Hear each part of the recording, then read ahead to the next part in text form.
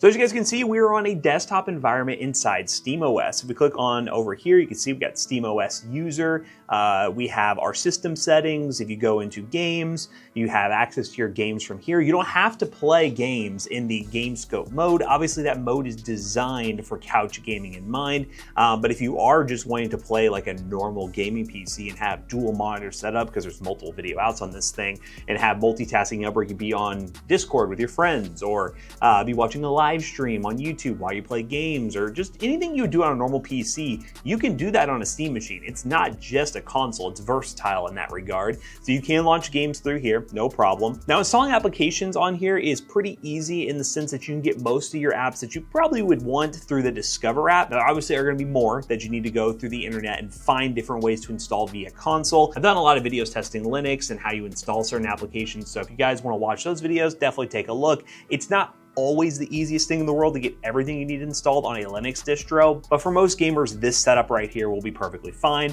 I installed a handful of apps when I took this thing home with me to mess around with it a little bit more. I got Kdenlive, which is a video editor. I got Google Chrome. I got GIMP, which is a photo manipulation program, so basically like a Photoshop clone outside Discord. So I'll go ahead and launch some of these apps real quick and show you guys how they just work.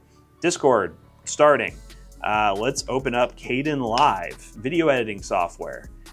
Sure, let's do a 4K timeline, start editing. Look at that, we have a video editing software ready to go. Let's put that in the background real quick. And look at that, we are in Discord. I'm gonna go into main chat and say, hello from the Steam machine. There you go, we're in Discord. Discord is working just fine. We have that video editing software still up in the background. We can also, let's see what other apps we have installed. So Office, we have a document viewer pre-installed, got Spotify. Let's go and open up Spotify, have that in the background. I'm not signed in currently at Spotify, but we have that.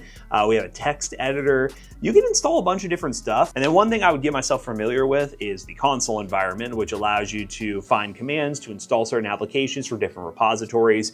There are a bunch of different ways to install apps on Linux. I won't get into too much detail of it, but if you're just an average consumer watching this video and you're thinking, you know, $1,000 Steam machine, that's a lot of money. I really like the size though. I really like everything about it, but I just need to have more use of it than just a gaming device. You can use this thing as a normal computer and it will probably operate just fine. That 6-core 12-threaded processor and the RAM included is plenty for just average work that you could do. So video editing, things like that, no problems.